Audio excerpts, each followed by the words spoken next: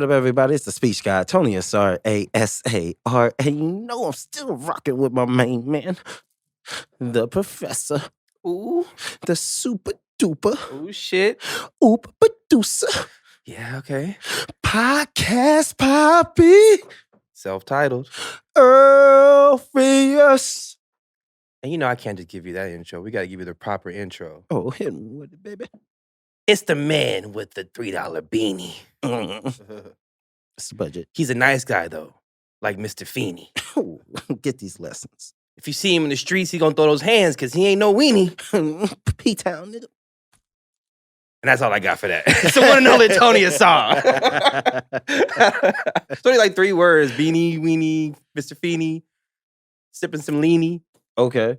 I dream of Genie. Ooh, there you go. There you go. See, you should have tapped in when I was in the middle of that bar. You should have just came in. I got childhood bars, bro. Childhood bars. They don't want to see. How was your week, man? We've been a couple weeks since we recorded. We've been on a sabbatical, catching up with work and you know, allowing ourselves to get that creative juice to relax. 100%, 100.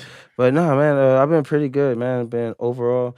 Been doing some shows unintentionally, but still doing them. I was supposed to stop. You can't stop. It's in your blood. At this point, I do feel like a whore. I just like yes. Do you want to come here? Yes. Sure. Okay. That's what it's been like. But outside of that, yeah, man, it's just been cool. You know, still working, staying productive, chilling with the son. Love my kid. And saw Eternals recently. And you saw Eternals? The Eternals. What is that? That's the new Marvel movie. Oh, okay. How was it? I thought it was trash, but you know, my son loved it, and that's what matters. That's what matters, right? You can't be super critical while you're sitting there watching. Like, that's not realistic. Yeah, no, it wasn't even that. It was like story structure. It was like 15 minutes in. I was like, yeah, this ain't for me. It was like, let's get to this CGI stuff, bro. This I didn't even know Marvel's had a new movie. Is this like straight to Disney Plus, or was this in theaters? Or? No, it's actually in theaters, but it should have been straight to Disney Plus. Okay, yeah. Okay. They were better off releasing it last year. They shouldn't have waited. Who's the lead character in the Internals? All right, so you think it would be Salma Hayek or Angelina Jolie, right?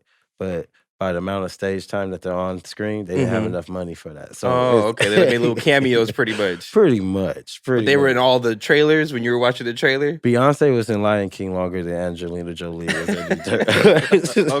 Okay. That's all I'm saying. That was that one. No, it's this, I don't want to say it, but it's this Asian chick that was in this robot movie on AMC. This AMC. She's the lead character for Internals. Yeah, she ends up being like the one.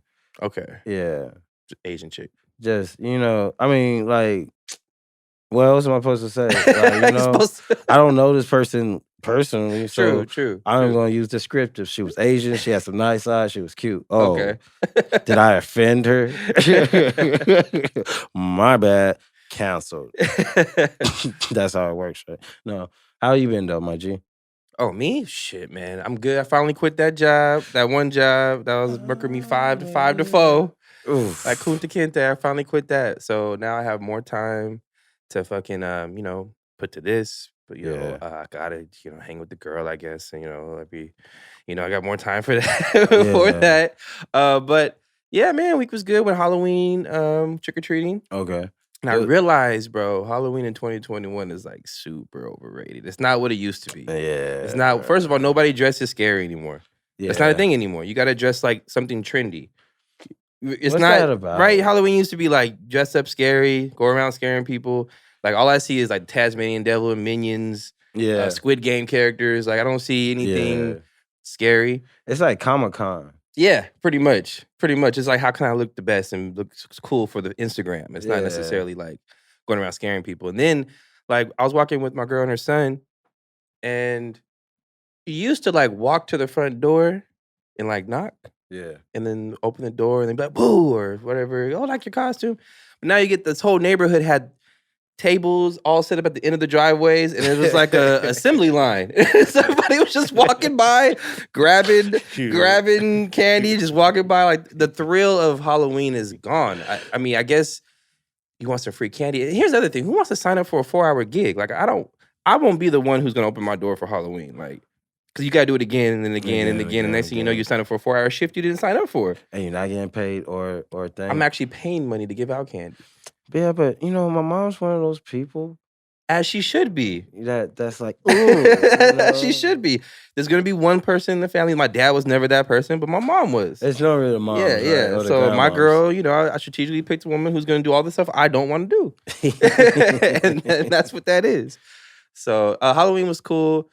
And then, hey, just on the way here, I got into an argument with, basically I told this dude he had a terrible hairline. Wow. And I shouldn't be the one saying that. I shouldn't be the one saying that, but he triggered me because I changed my socks. He triggered me so bad. I had some Nike socks on. As you can see, I'm wearing Adidas shoes. Yeah. I didn't pay attention. And this homeless dude, I was walking out the liquor store to buy these beers. And the homeless dude was like, Nike with Adidas? like he hit me with that. And I turned around. I looked down and I felt instantly like, oh, this motherfucker calling me out for my fashion. So that's why your hairline is eroding. But I couldn't say much because under this hat, me and him look one and the same. But I had to hit him. I knew it would hit him low, so that's why I said it. Hey, you know what's the unspoken truth? Some homeless people shoe game be fucking off the rip. The shoe game in hair. This is probably the only homeless guy I haven't seen with a bad hairline. Like most of them have good hairlines. I don't understand. Or they're like kind of ripped. Like they look like they're more ripped than me. So it's like, do I need to go homeless? You kind of do. If I'm spoiled with food right now, because I look like shit. This guy is like ripped. And just be pushing on that bike. I guess when you don't have much, you really out there fighting for, to save your own life. So that's what it is. We gotta go homeless, Tony. Get our shoe game up and get our muscles up. I got something that's not. I see you brewing right there. Let's just move on. Yeah, because I got something nice I want to say.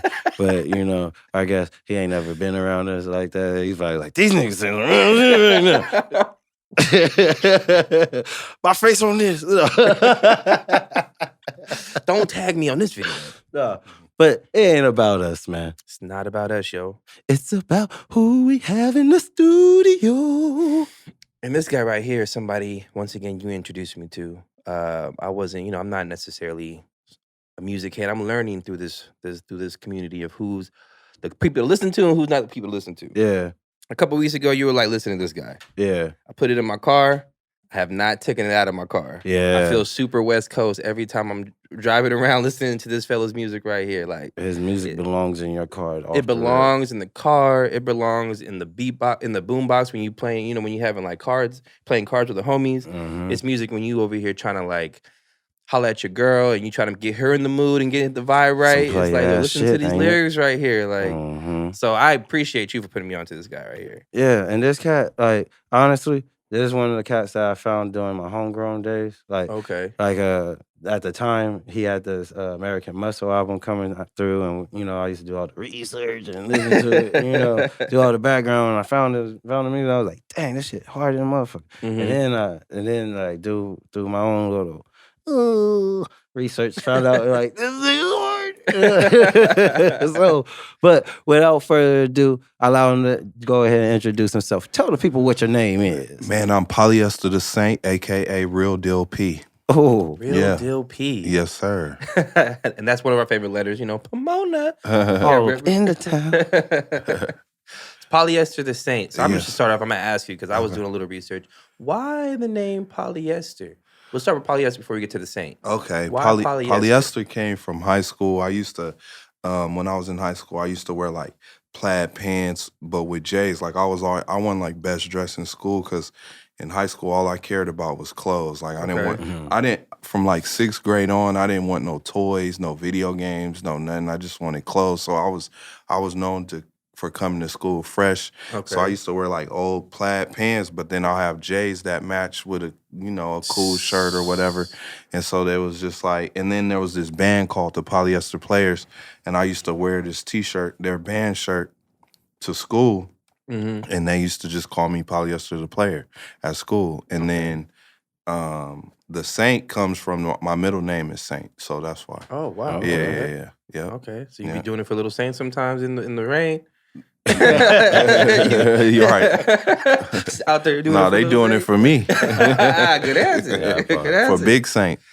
So Polyester just stuck through childhood. That's just a name that kind of stuck from with high you. School, it just transferred over. It's like I always had a nickname like throughout my years of like school, and then Polyester just stuck even before like music. It wasn't like, oh, I'm gonna be a producer, so call me Polyester. It was like people already called me that. Yeah. People have like more called me that than my own real name. Okay. For my So it was only right to just transition it over to it's really who I am. Yeah, you stamped it.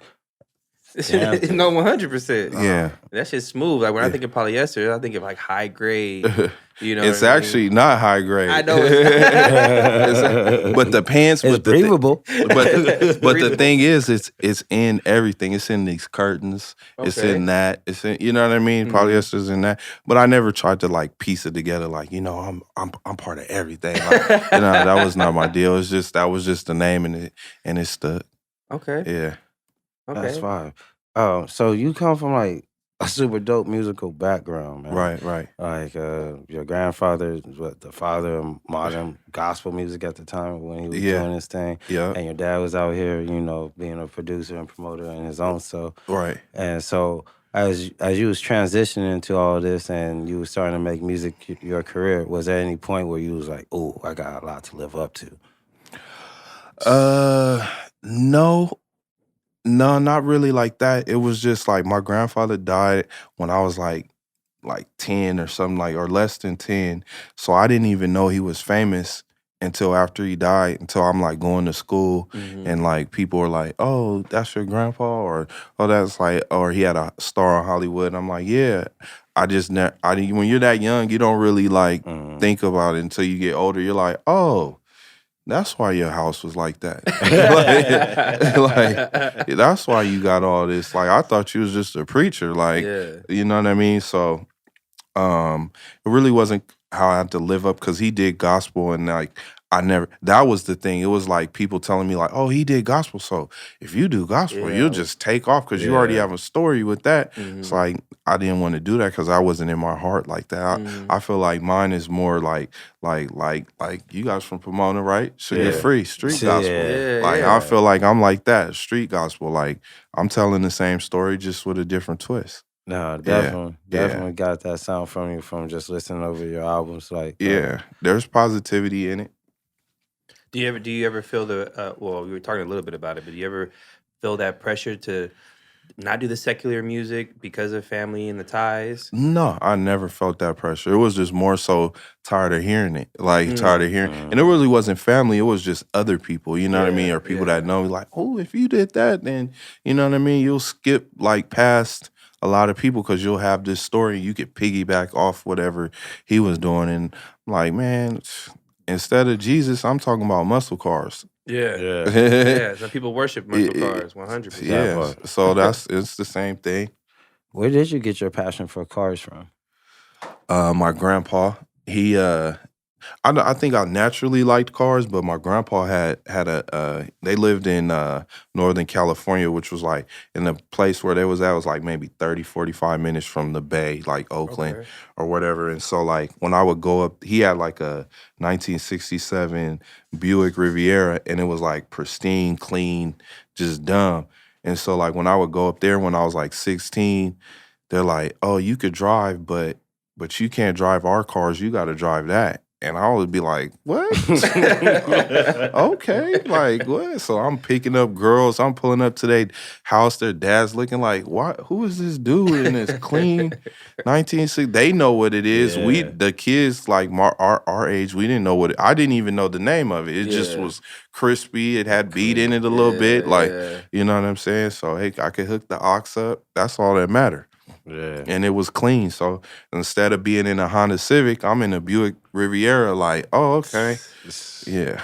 That's player as fuck. So then that kind of like transitioned. Then when I got like 18 or 19, I saw somebody selling like my mom saw a 1969 Mercedes 220. And it was like baby blue, and it was crispy, and I was like, oh, I want that. So when I was driving that, I was like, oh, I like driving old schools opposed to new cars. But I had a new car. But I've had a Benz, like a new Benz or whatever before. But after like 2 months, it might as well have been a Camry to me, because it was just a car. It didn't make me feel like it did more for everybody else than it did for me. You know what I mean? Yeah. Like it's just like, oh, this doesn't represent me as a person. It just makes you think like, oh, what are you doing? How you got advanced? You know? Yeah.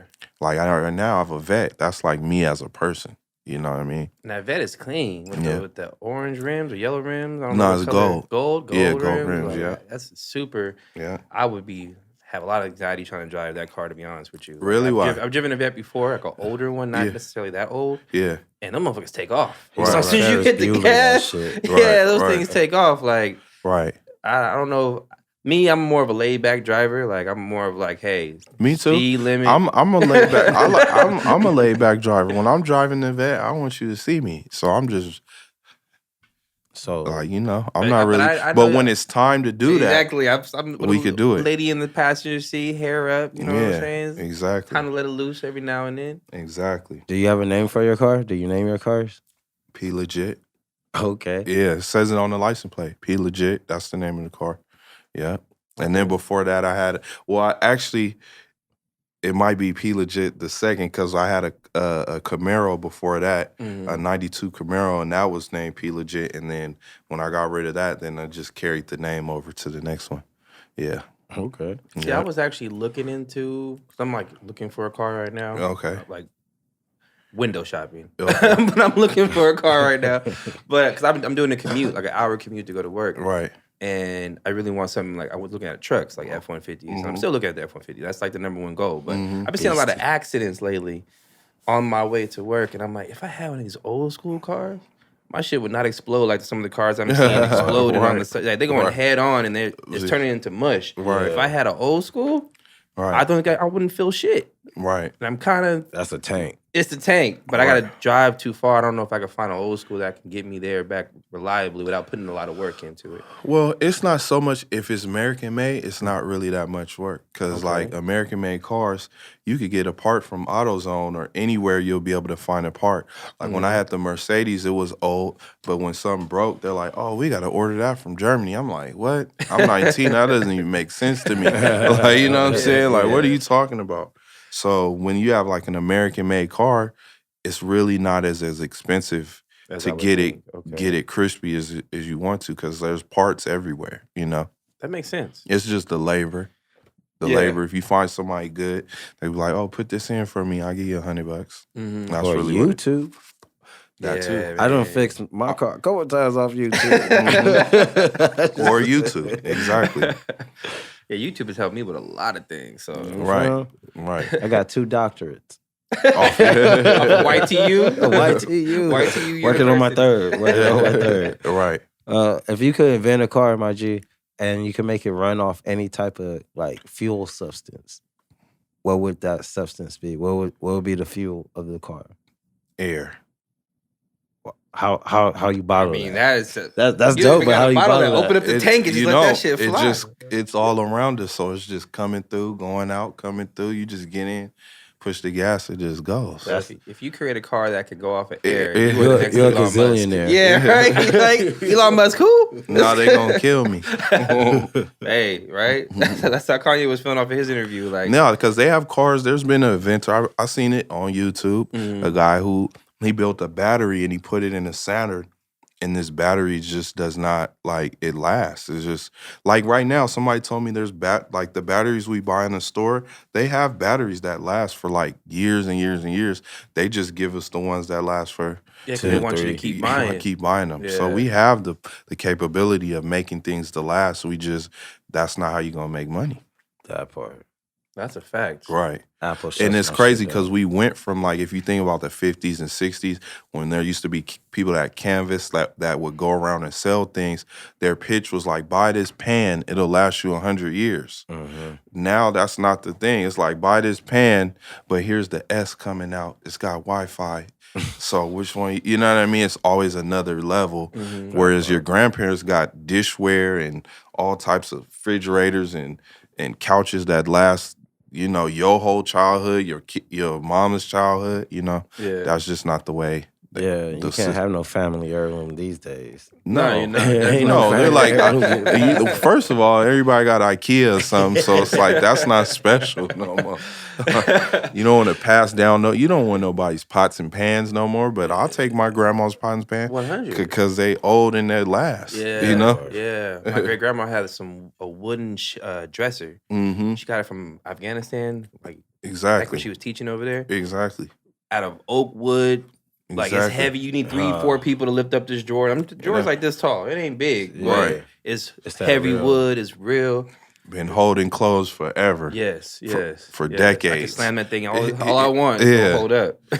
Exactly. Now we get IKEA and the drawers fall out. Yeah. No, they fall down. Yeah, exactly. Yeah. Exactly. Yeah, IKEA and Walmart's the worst place to get. Got slanted drawers all of a sudden. Right. Like what? Right.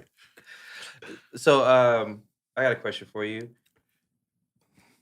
About 9 or 10 months ago, Okay. I think you became a father. I don't know if it was for the first time. Second time. For the second time. Okay, so how? I'm interested to learn these from our guests who come in here who are fathers and mothers. Right. How are you navigating this music scene, being a father? It's dope because it's dope for me because at least with my first son, like before I had a son, I used to let people owe me money. Mm-hmm. I didn't let nobody owe me no money once I had my first son. I was like, nah, Every you can't dollar. get a beat unless you got the money today, or you Yeah. can't do a session with me unless you got it today. Yeah. You know, so it added to me in that way, and it gave me balance. So before I had a son, I used to just be in the studio for like 3-4 days, not taking a shower, just trying to put in my 10,000 hours. You know what I mean? Like just making stuff. And that was cool. But now when I had a son, it's like, oh, he has school, he has football practice. So it gave me more balance. Like, okay, go do this. Oh, when you go to the studio, you can't be here all day. You only got 6 hours. So what are you working on? Count, right? Yeah. Those 6 hours. And that's what kind of helped for me, because it was like, okay, I'm not going here just making 10 random ideas I probably will never use. Like now I'm working on this song for this amount of time. I'm doing this for this project. I'm working with this person for this reason. You know what I mean? So that's what happened with this. With the next son, it's been cool because it's like, wow, like each one of them, like when I had the first one, I'm like, oh, wow, you're kind of like me. And then you're kind of like your mom. And you have this for me. Now I have another one. I'm like, oh, you're like me too, but you're like the other version of me. You know what I'm saying? You're like the one that's standing in front of the car like, I'm Polyester the Saint, what's cracking? Like, he's going to be one to do interviews. My other son, like, doesn't want to be, he don't want to be like this. Like, he don't want to talk about, he doesn't care nothing about Polyester the Saint. Like, you know what I'm saying? I could tell the other one, he's going to be like, Polyester the Saint's my daddy. Like, yeah. That's dope, man. That's dope. Man, that's gotta bring so much pride too.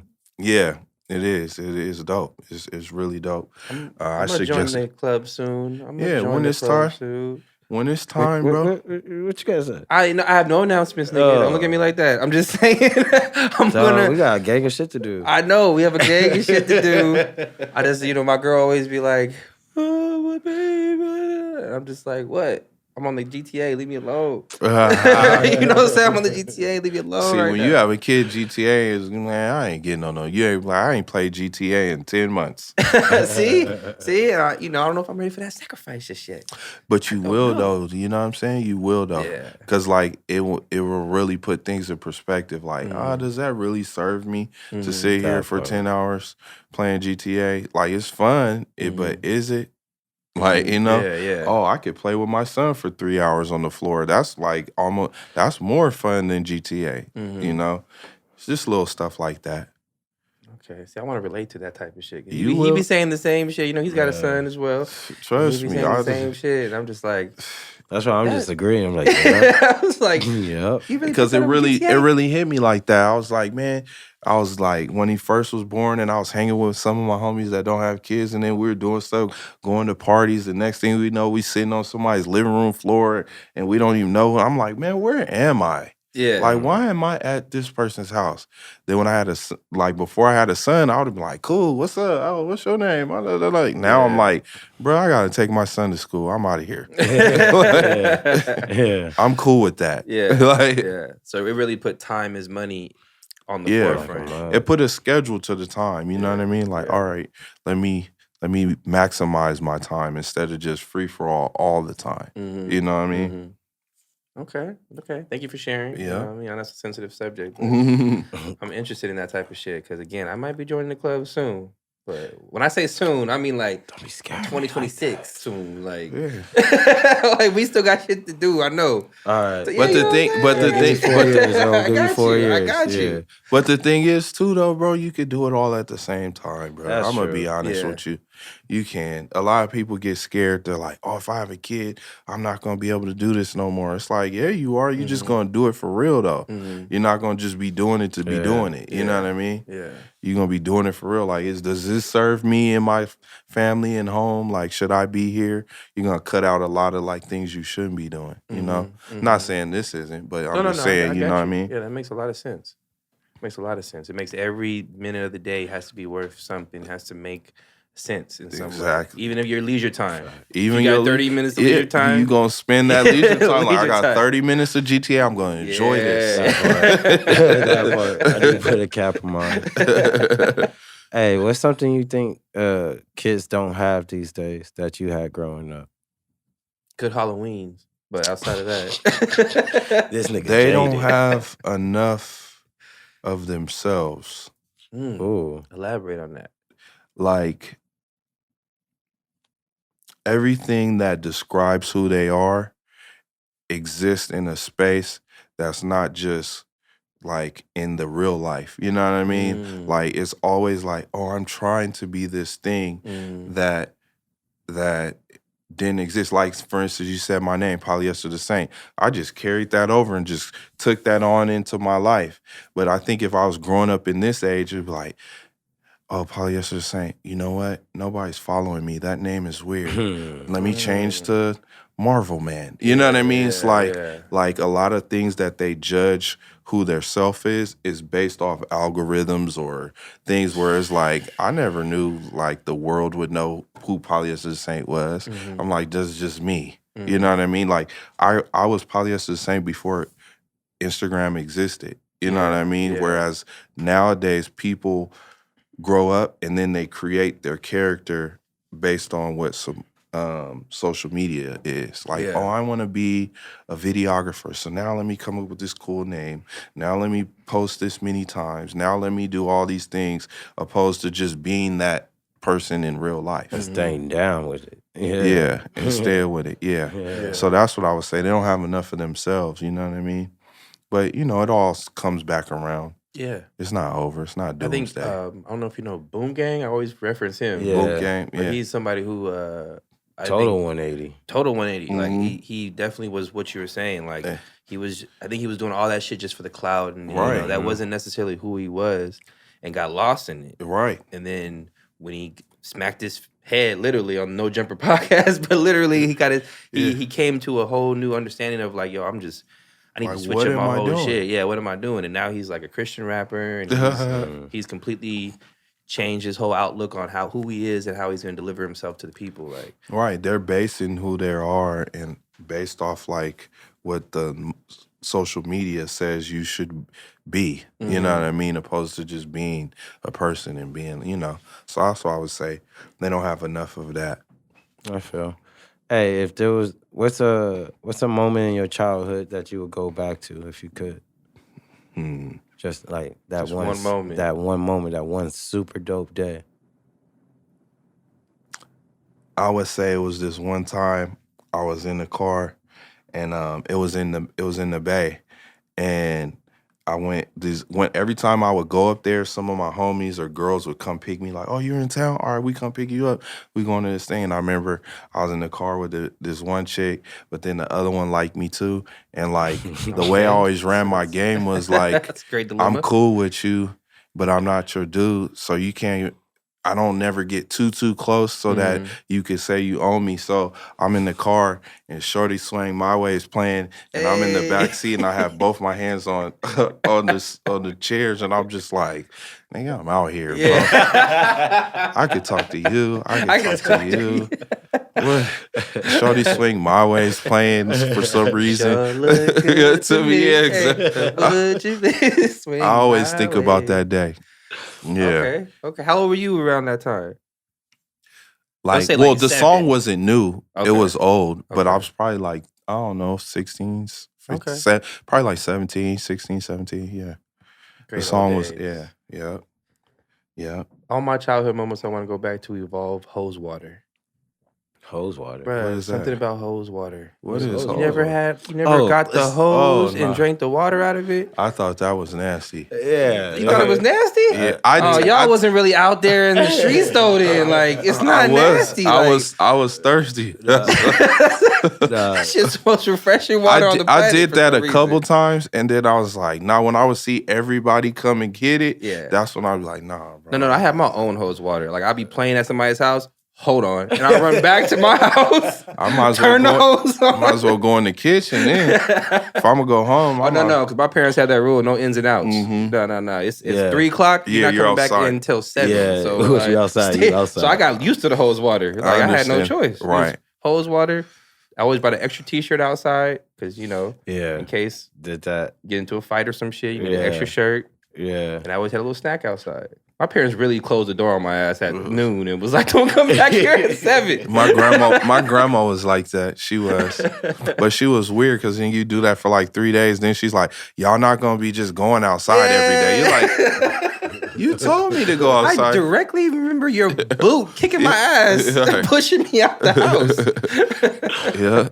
Oh, man. Yeah. Hey, Earl. One of those times.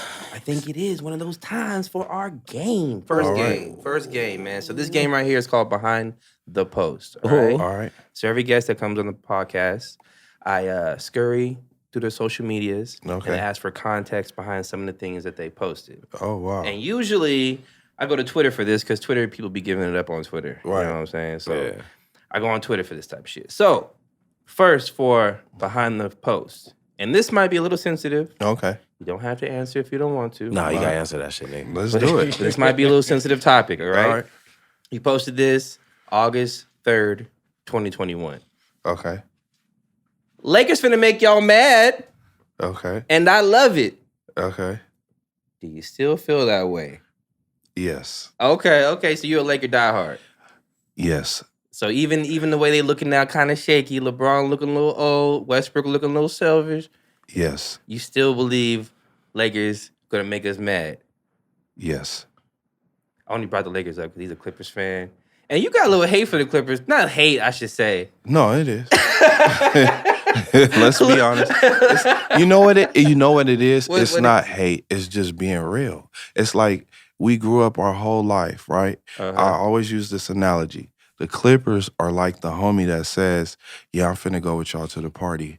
We gonna get dressed. Everybody gets dressed. And you're like, nah, I ain't going. No, or the homie that's like, everybody's like, oh, you with your chick? Oh, did you smash? Nah, I just touched your titties, though. Yeah, just put the booty a little bit. I just touched your titties. Like, what? You didn't smash? We smashing in here, bro. He know all our hobbies. Yeah. That's them. So our whole life, my whole life, your whole life, they've always been in the city. And this is a city of champions. So it's like, they never are champs. They never, like, no matter what team they get, no matter who's on it. Like, I didn't used to like hate them.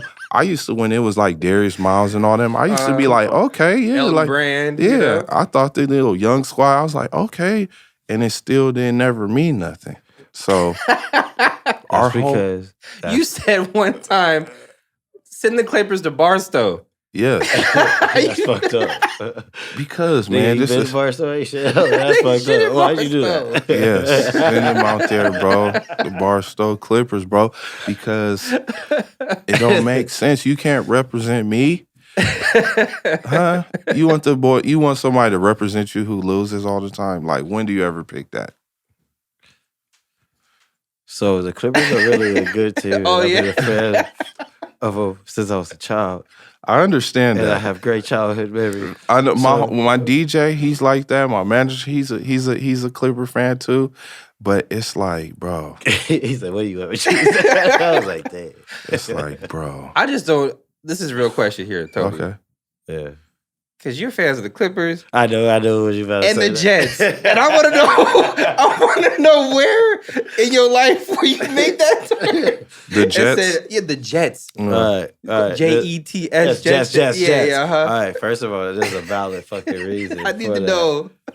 Because Keyshawn Johnson was the most dopest wide receiver at the time when I was a kid, and he was talking a lot of shit. Okay. And at the time, Vinny Testaverde, Keyshawn Johnson, Wayne Charbet, Chris Martin, Curtis Martin, yeah, Come on. yeah, you right. Come You on. right. They had Who was squad. fucking with They had us? squad They weren't fucking with until us. Pennington got in there. Yeah. All right. So you're talking about the 06 years. See, what we're gonna focus on 98 Okay. to 2002.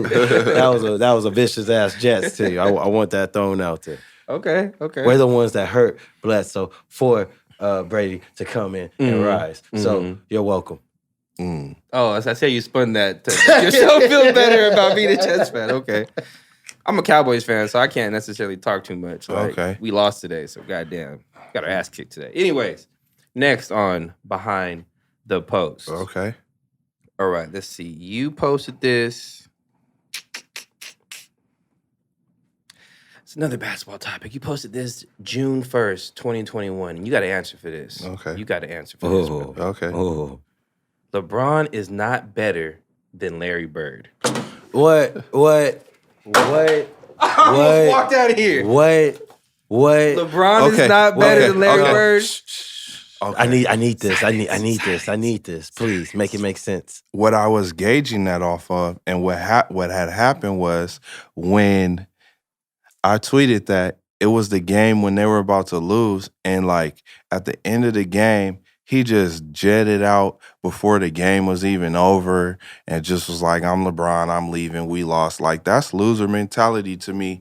And I was like, I measure basketball players by their skill, but also by their heart. You know what I'm saying? Because that's another stat that's on the court that, like, when people played Jordan, they was scared.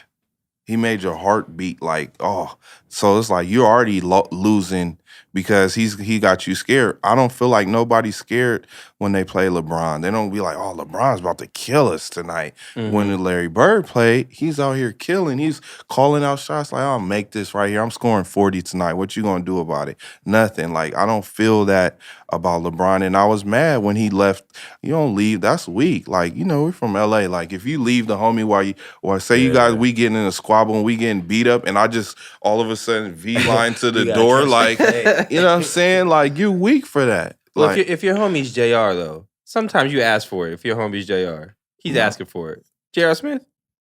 I don't even care about that. Like, I'm talking about you have a Laker jersey on and we about to lose. You need to sit there that whole game and hold take that it. and take that L like the rest of the team. Don't just leave with 4 or 5 minutes to go. Like, that wouldn't make, if anybody else did that, they would be talking bad about him. You know what I mean? They'd be like, oh, he just left. Like, why'd he just walk? If Kyrie just left with 5 minutes left to go in the game and Brooklyn lost, they would talk about him all day. But it was LeBron. So, you know, and he wasn't making his free throws. That was just hurting me, bro. I was hurt, bro. So did you feel this way before you became a Laker fan? Okay. He knows about that. I used to talk about him back then because I always felt like he didn't have that tenacity. He gets like his points, but you like, how? How does he got 18 points? Where? Like, it's not points that like we scored a point, then we went down and stopped him, and then he came down, scored again, and then boop, boop, boop. It's not like points that it's just like random, like, oh, you got a layup, a couple free throws. Next thing you know, 18 points. I'm like, where? Like, I guess somebody got to get 18. Like, so do you truly? This is my last question. Do you truly believe if LeBron in his peak, let's say the Heat days, Yeah. plays Larry Bird in his peak 1-on-1 to a game of 11, But see, 1-on-1 is different than 5-on-5 basketball. Yeah. So Larry's better than LeBron in the 5-on-5 basketball in the NBA. I believe so. Because if you go back and watch his stats, it took a lot of heart to win those games. And to me, sometimes heart a beat like skill. That part. You know what I'm saying? Like you could be a boxer, but it only takes 8 pounds of pressure to knock somebody out. So somebody could box, but you just slip him and then bow, you could knock him out. But skillfully, he's better than you. You know what I'm saying? But heart beats skill a lot of times. And so I measure them off their heart. Like, man, what you trying to do? Are you trying to lose? Are you trying to, what we doing? Like, are you trying to score 50 and stop them from scoring 50? Or are you just scoring 50 and they scored 100? Like, yeah. That's what I feel. Yeah, I always thought LeBron's size has always been a detriment to him a little bit because people look at him like you're 6'8" and you run like a 4.4 40. You should be dominating every time you touch the floor. And he's skilled as well. And he does dominate, but he doesn't dominate on defense. He dominates in the turnover category. He has like a gang of turnovers. Like he dominates in missed free throws. Like that's what I'm saying. Like, bruh, we need you to make these things, bruh. Like so that's all. That's all. I was hurt, bruh. That's what I'm getting. I was hurt, bruh. He walked off like, you know what I'm saying? We getting beat up and the homie just like, oh, that door's open. Oh, I'm out. All right. I guess I'll let that go. That's you explained it well. You explained it well. You didn't, I can live with that. Okay. All right, so last for Behind the Post. You posted this March 29th. Okay. 2021. Sometimes you get played to the left so much, you wind up being the one who's right. Yeah. And I said in one of my songs on one of the new albums. And that's a little context behind that. Well, I've been in this position, especially music, for a long time where people are like, oh man, like Poly, like you're underrated. You're this, you're this, you're this. Or even when I even started, the sound that I do now, it wasn't like I started in the music game and I went straight to working with people that were signed and like record label business. And as a producer, I made West Coast sounding like music that I make now, but as a producer, I made it then like that. And people would be like, "Oh, this is cool, but this is West Coast. This is." I'm like, "Bro, I'm from the West Coast. You don't go to a sushi spot and be like, "Oh, I want some Italian food." You live in, we're in LA. Like you're talking to a LA person, so you gonna get this. This is what you gonna get. You know what I'm saying? Like, and so I felt like I've been played to the left so much. You keep going left, left, left, left, left. Eventually, you on the right hand side. That's where I feel like I'm at now. Like I've been played to the left so many times that now I'm on. Now it's like, oh, now y'all want to be a player. Now y'all want to ride muscle cars. Okay, now y'all and I'm not bitter or anything like that. I'm like good because when I was just doing it by myself, it looked like a novelty thing. You know what I mean? Like, oh, that's like, for instance, when I started and was doing that, I was like, okay, Polyester is cool, but who can we put him on a show with? Does Tyga's fans want to hear this West Coast car music? No. Does these people want to hear it? So it's like, nah. So now you have the Jay Worthies, the G Pericos, the Larry Junes, the this, the that. So now there's more of a scene of that same kind of thing. So now it's like we can bubble. So I'm like, oh, I got pushed to the left so much. I'm on the right-hand side now. So what's up? Yeah. That's dope. Yeah. That's dope. So that's why I said that. Yeah. Okay. Well, thank you for participating in Behind the Post. Yeah. Very easy, Yeah, too bad. Hey, my G. So, like, with this whole new era of what's going on with artists and being forced to be accountable for little thing that they do and say, does that make you feel like you have to start shaping yourself to be more in this role model figure role that's being pushed onto our artists nowadays? All black, man. All black. Good question. Nah, but I've always been the type of person that I'm gonna be the homie that's gonna tell you, nah, don't do that. You know what I mean? I'd rather tell you. I would never tell like somebody to do something that's wrong, like flat out just wrong. Even if it's like, oh, get your revenge, like unless it's get your revenge time, you know what I mean? And then in my mind, I'm like, that's the right thing to do. But like, so I've always purposely, when it comes to music, I'm always like talking about positivity, really. You know what I mean? If people listen to my songs, like it's most of the time it's positive. I'm not really talking about go kill nobody, take nobody's this. It's I'm not that's not me. Yeah, so no, I don't really feel no pressure on that. Like if they do their due diligence and like listen to what I'm saying, they be like, okay, it's pretty positive. You know what I mean? That part. Okay. So, upon doing my research of you as an artist, Right.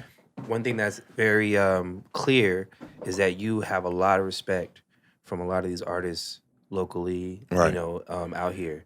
And I want to know, from you, what do you think the things have you done to garner that type of respect?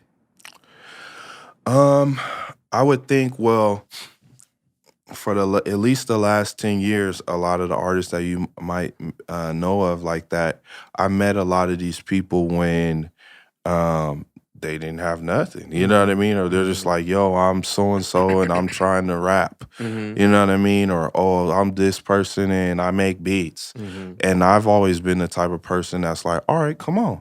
Like, I don't judge people. I never judged people like if I saw where they could be. I think that's my gift, is like I could see something and be like, okay, it's not there yet, but if you do this and do this, it could be there. I hear what you're trying to do. You know what I mean? That's my gift as a producer. So I was able to, when back in the day, when I met Casey Veggies, he was like 16 years old, and I heard him rapping, and like, everybody, oh, that's the young kid rapping. I'm like, this dude's dope. Like, I hear where he's going with it. You know what I'm saying? Yeah. Same thing with Dom. Like when I first met Dom, and people kind of was a little bit, they're like, oh, he raps slow. I'm like, nah, y'all not listening to what he's saying though. Yeah, you know what I'm saying? Like, this is what it is, and this is a good representation of where I'm from, like the west side of Los Angeles. You know what I'm saying? So like, the east and the west is like different. The east is like what, easty, and the west is like,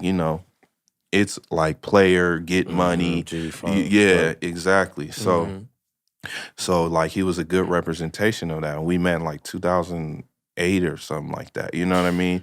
Nobody had shows. Nobody had nothing. Like they was just trying to get on Two Dope Boys. You know what I mean? Like that was the biggest thing you could do, was get a link and put it up on somebody's blog. Like, you know what I mean? It's like, oh my God, people might hear it. Like, you know what I mean? So a lot of these people I met in that part of their journey. So then as we got more and more, some of them passed me per se in what it is that they're doing, but they always look at me as the same P that was like, oh, you was the one who took me to my first studio. You was the one who told me you can't rap just 36 bars. You need to, this is 16. Like a lot of people, I taught them like what 16 bars was. Like, oh, stop rapping here. Like, oh, okay. You know what I mean? That's my story with a lot of the artists. So then when we look up now, everybody's these names.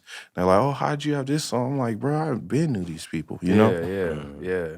Like, and then they'll tell you, you know what I mean? Like, they'll tell you, like, oh, he was the first person who I've ever seen make a beat in my face and say, all right, get in there and rap. Like, yeah. Okay. Yeah. Okay. So that's why. What's been one of the hardest lessons you learned on your journey so far? To have that, I would think probably it would be to have a plan for yourself. Like, I was always like inviting and always like, all right, cool, we all doing this. But it took me a while to realize, like, just because I'm like we all are, everybody else isn't like we all are. Yeah. Everybody else is like, I'm doing me. Yeah. So as soon as they branch off, it's like, oh, wait a minute. Like, oh, okay, I get it. I didn't have a plan. I didn't have per se a plan for me, but I was able to plan and help with everybody else. You know what I mean? So that's probably what it was. And it's not like a bad thing. It's just, have a plan for yourself and everybody, and how everybody else fits within that plan for you. You know what I mean? It's a thing about being about being selfish. Like, we're taught to not be selfish, but sometimes you have to be selfish. That part. You know what I mean? Like, not in the negative sense, like, oh, I'm going to take this so you can't have none. Just more so think about yourself and then everything else. Yeah, know how to protect your peace. Yeah, There's exactly. nothing selfish about protecting your peace. Exactly. So it took me a while to learn that, bro. It took me a while to learn that. You know what I mean? Well, we're talking about, you got me thinking, talking about selfishness and having to be selfish.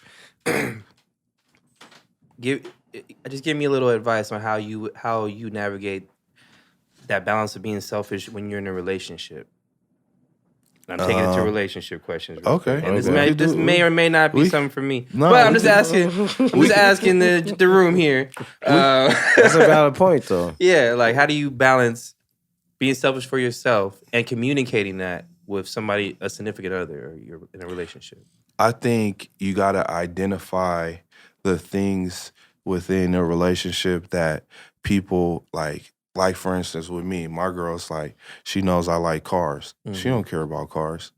But if I'm about to go get some parts or go do something, she's like, I understand. He's going to do that. Yeah. With her, every so often, she needs alone time. Like, leave me alone. I'm about to play this TV and light these candles, and I need to just be in my own zen. Yeah. You know what I mean? I grew up with 5 kids. I'm the oldest of 5, so like I'm used to everybody always the whole time in the house like, hey. She's the only child, so every so often she needs to be like, she needs that solitude. Yeah. She needs I that need quiet. to be selfish. Okay. You know what I'm saying? Okay. So I think you got to just identify in the relationship which things that person needs to be selfish about, and then you could be cool with it. Like, yeah. And also knowing that those needs evolve and change. Yeah. So you gotta be open. You can't be like, well, I thought you needed this when you went like this. Like, especially no. with girls, because it could change They for try 30 like, oh, I thought on Thursdays you watch your show and you do your whole little, I don't do that anymore. I do it on Tuesdays. Yeah. It's a full moon tonight. Why would I want to watch that tonight? Yeah. You have no understanding. Yeah, exactly. You're like, okay. I thought you knew this. I told you this. Right. I might have been It's a little like, I ate carrots today. I don't want to watch that TV show. You're like, what? I can't even do that math. Yeah, whatever. Exactly. Carrots, Kim Kardashian show? All right. Exactly.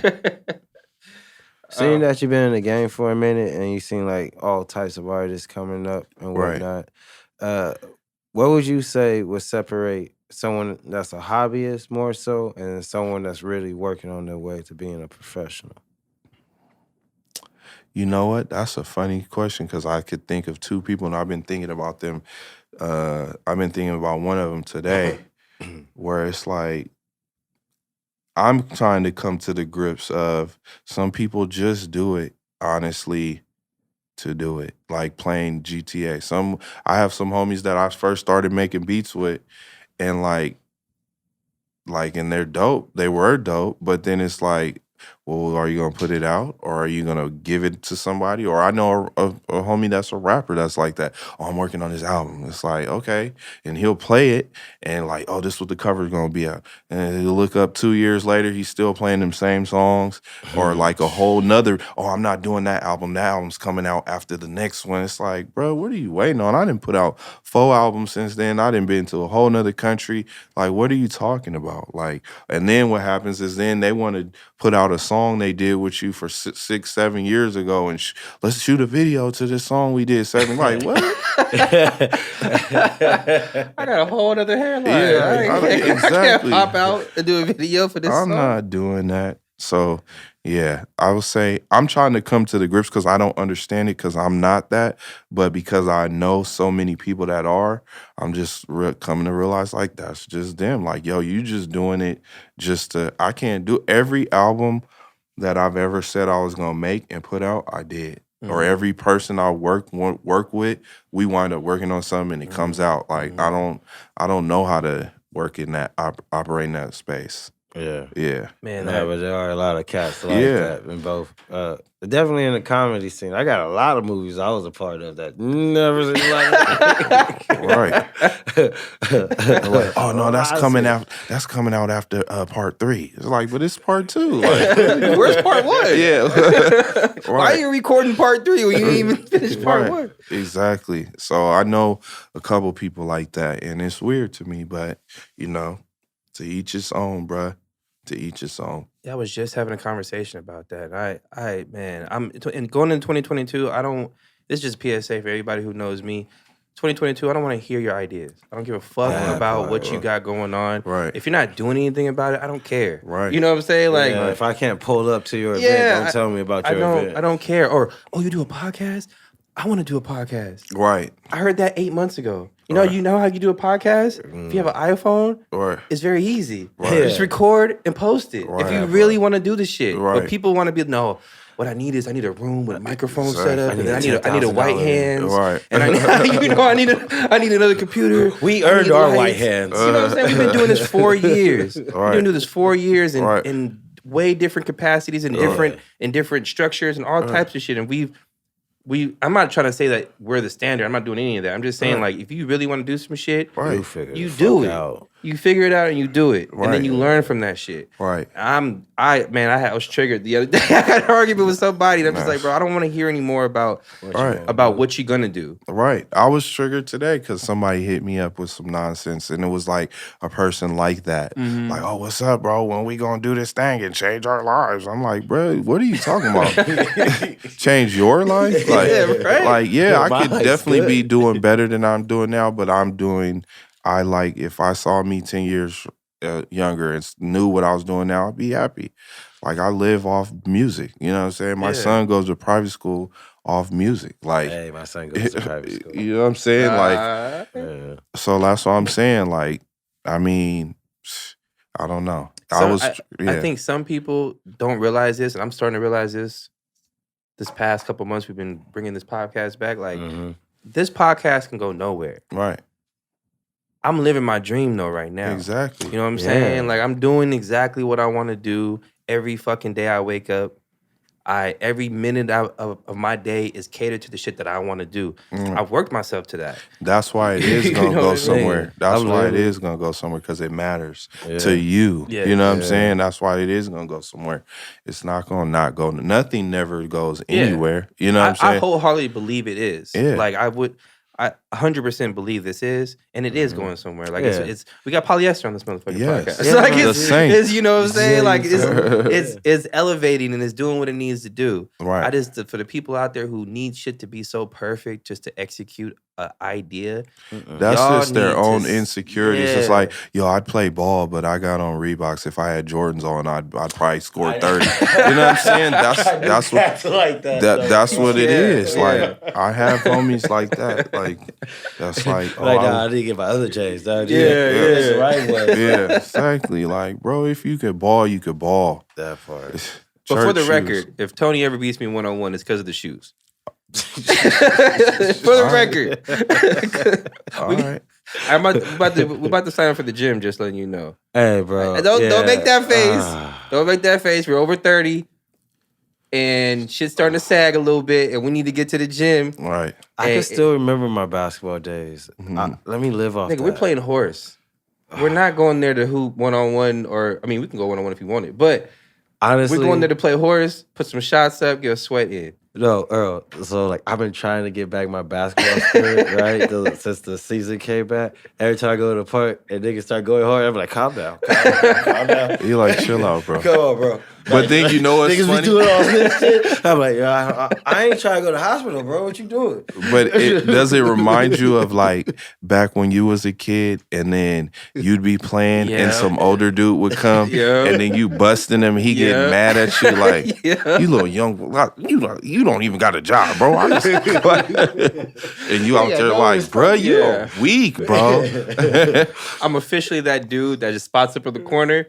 And they'd be like, go to the rack. Nigga, no. Yeah. You go to the rack. I'm in this corner I'm right getting here. rebounds and assists. Rebounds, assists in the corner. Put on back. defense, I'm in the post. On defense, just right. I just want to set a nice pick. Right. And give a solid ass bounce. Nice bounce. Like that shit gonna hit though. Right. The way that I curve it, from the angle.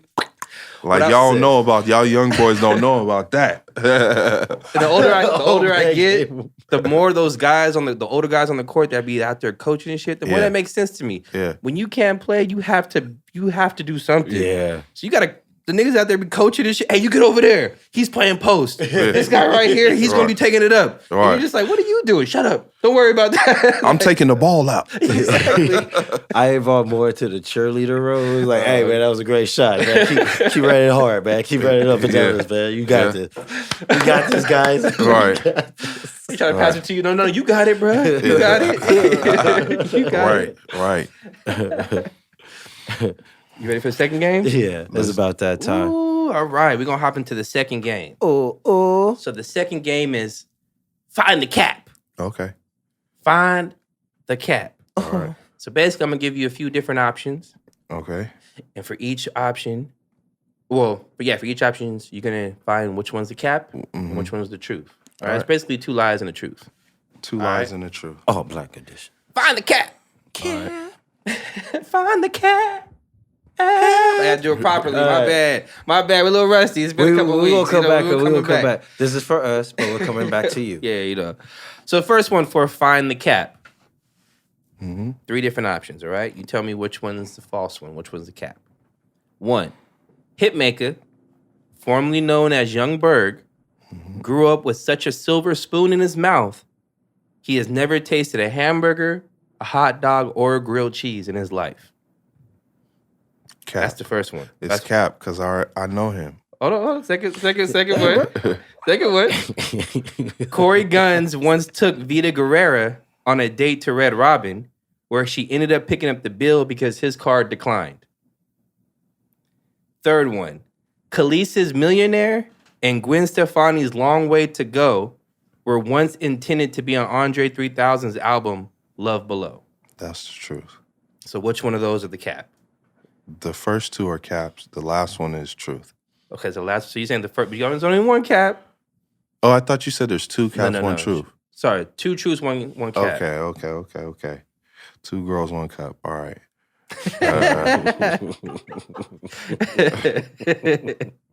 The first one is cap, I believe. Okay. Yeah. Hitmaker never had a hamburger, hot dog, or grilled cheese.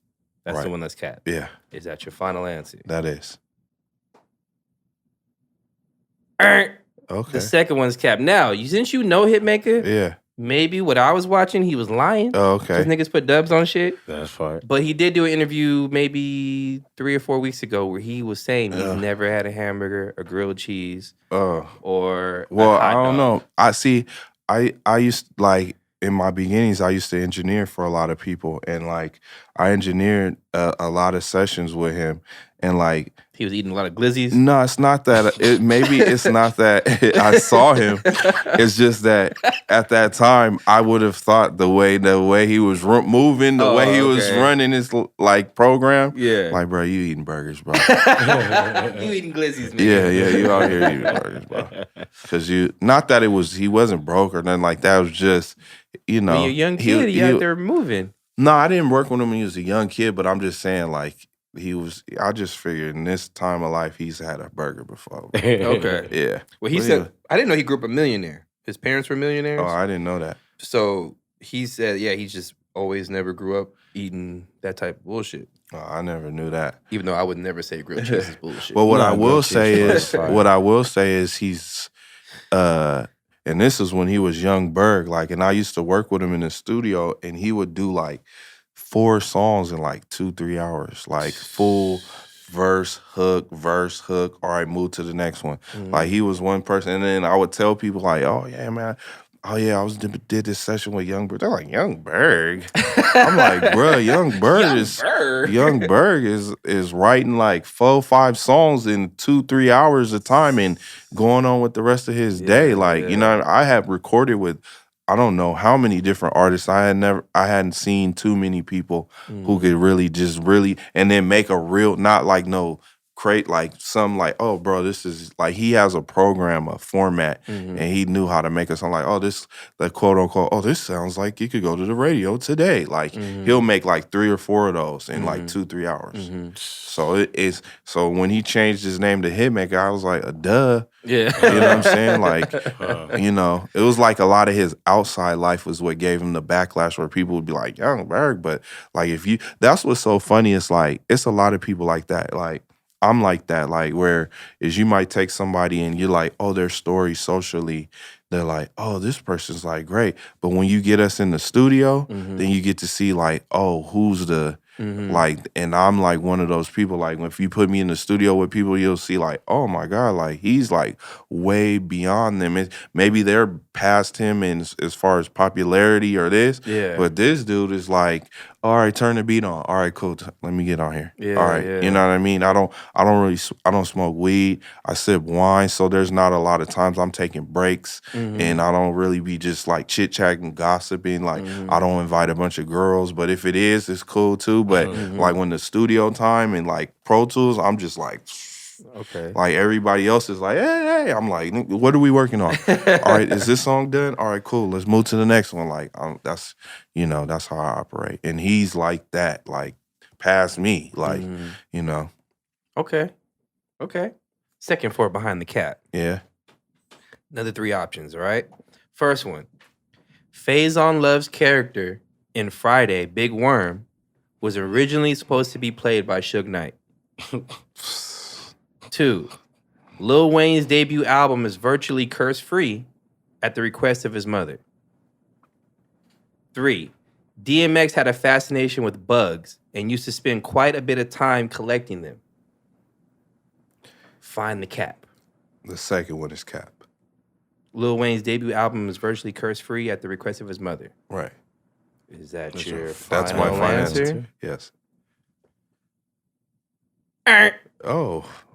Actually, if you go back and listen to Lil Wayne's first album when he was 13, he has a couple asses in there. Yeah. But for the most part, it's nothing like what you know now about Lil Wayne. Every verse. Because I feel like when I remember when he would be on the songs, like when it was like the Hot Boys and all that, that was like the thing. Like, oh, this little kid's on here gassing with grown men, per se. They were like 20, he's 16. But I could have sworn but you know, it's like me, I don't curse on any songs.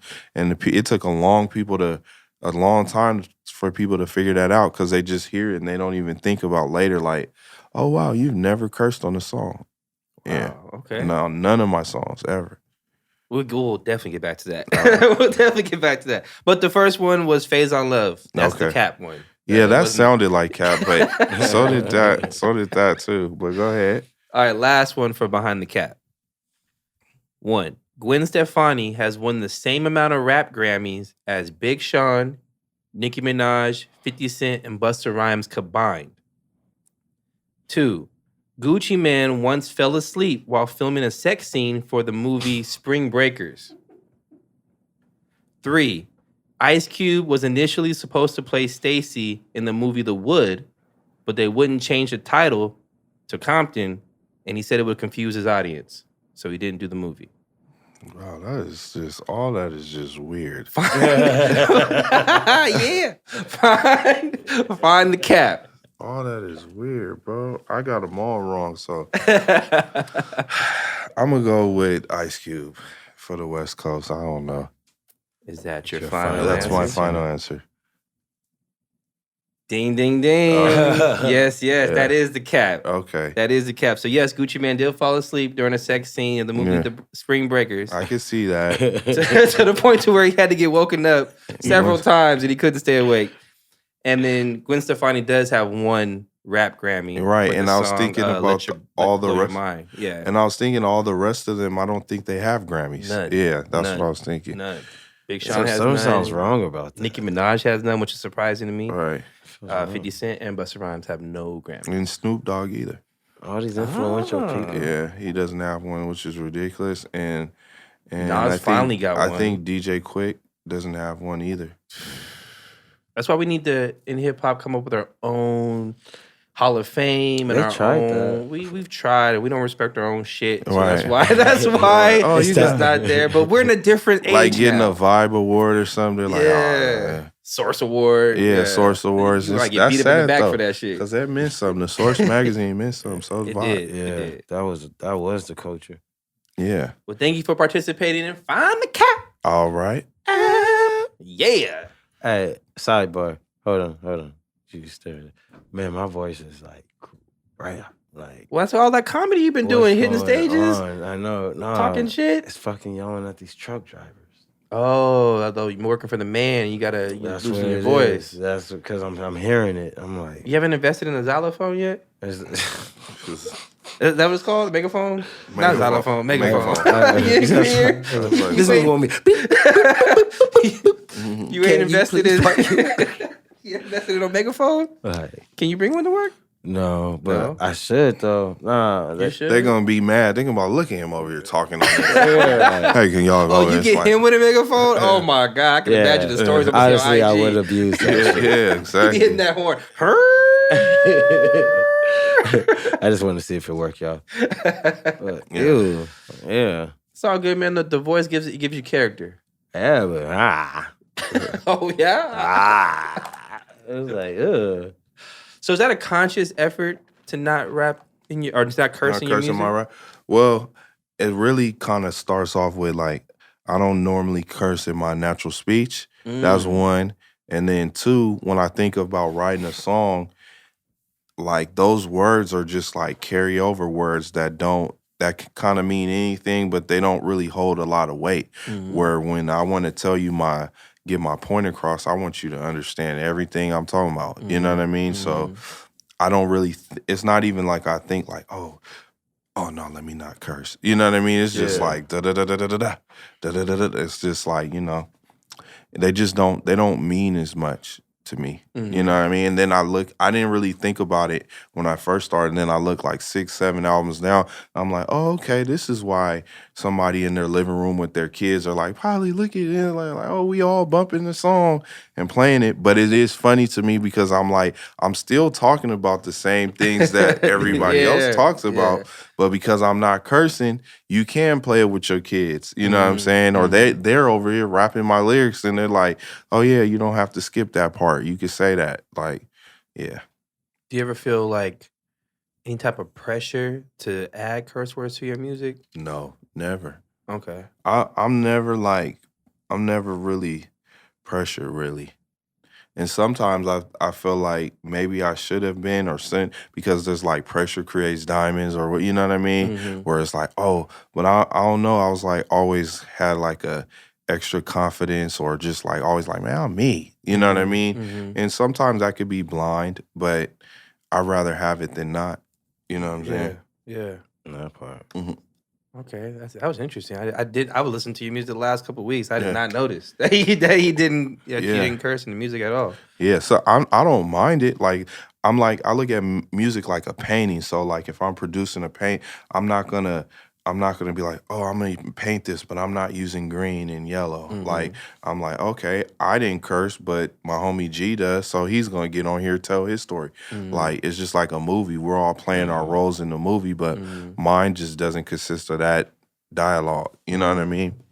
And it just doesn't naturally. So it's not like I don't like, oh, I'm not gonna like one of the songs I just dropped with me and Dom, and he did his whole verse and didn't curse, and I noticed it after I played it back like 3 times, and I was like, oh, you didn't curse? He's like, yeah, I did that because you don't.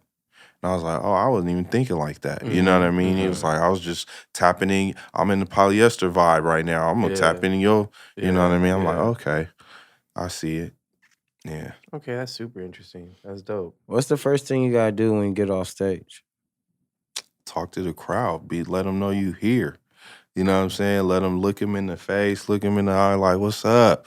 Like, I like to, like, when I first get on stage and, like, maybe you might come out to a song, I like to stop it and just make sure, like, the moment, like, we're like, hey, we're all here. I'm doing this right now. Because sometimes you might pop out and start doing it, and everybody's like, Yeah. hey, bro, like, you know what I mean? I like to command the crowd, like, hey, it's me. I'm up here. All right, cool. Y'all ready? All right, cool. Let's do it. And I think I kind of got that with the first time I went on tour. I opened up for Dom, and that was I was in a funny spot because every city we went, they had openers. So everybody's been seeing like 4 or 5 people already. As soon as they like, all right, y'all, you ready? Y'all getting ready for this Dom Kennedy? Okay, but check this polyester out. Right? You know what I'm saying? So then it's like, huh? What? Oh. And some of them obviously knew because we have songs together. I produced this song, but realistically, they here to see him. So it's like I had to like jump in and be like, yeah, Dom, but check this out though. You know what I mean? Like, do 2, 3 songs. All right, cool. Here's Dom. You know what I mean? I think from doing that so many times in that tour, it kind of got me when I had my own shows to be like, no. Like, whatever was going on before me, that's cool, but now we doing this. You know what I mean? So that's what I say. Yeah, command the crowd. Let them know, like, it's this now. And communicating with the crowd after. That's a big thing. I think you asked that question a couple times in the array of guests we've had, and none of them really say that. Like, go connect with the crowd right after. Yeah. Because everybody always, you want that feeling. You come out and everybody just taps in with you. That ain't going to happen. You got to tap in with them. Like, hey. And they're going to do it because they're here to see a show. You know what I'm saying? But you got to command it. Else they're not going to respect. Like, man, who is this? What is this? Put Dom on, please. You know what I'm saying? Yeah. You know? You ain't never get anxiety before a show? No, because I was in marching band in high school. In high school, I played drums in church, like with my with my mom, or going to my grandparents and going to their church and playing drums. So if you could play an instrument in front of 200 black people who only want to hear the song the way it's supposed to be, then I don't care about getting on stage in front of 110, 10,000 everybody else, because I've been on stage for a it took me a while to think about that. I was like, oh, that's why I don't really get in. It's like, all right, you're next. I'm like, all right, cool, let's do it. You know what I mean? Because like, I remember being scared playing drums in front, like, oh my God, if I mess up, they're gonna be like, that's all right, but you ain't playing no more. Like, you know? Yeah. That's all right, baby. Get him off the drums. He can't play. Baby can't play. It's okay. Make him an usher. He could be an usher over there. Don't put him on the drums no more, please. He didn't mess it all up. Yeah. So you being a producer of your caliber, how many songs are in your computer right now that you know are probably not going to go out, but it's heat? That's funny because this year, like, I told myself to the end of last year, like, I'm going to do like 4 albums. And so what I did was I never stopped. Like, before all this time in my journey as Polyester the Saint, the artist, I just put 1 album in the summertime. You know what I mean? And then like a couple people, homies, and they're like, man, you got to put out more.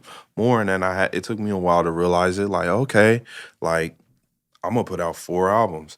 But what it took was for me to not stop after each one, where there was no breaks. Like, soon as I was done with another one, I was on to the next. Or I would use songs that I didn't put on that one. It was like, yo, this is another story.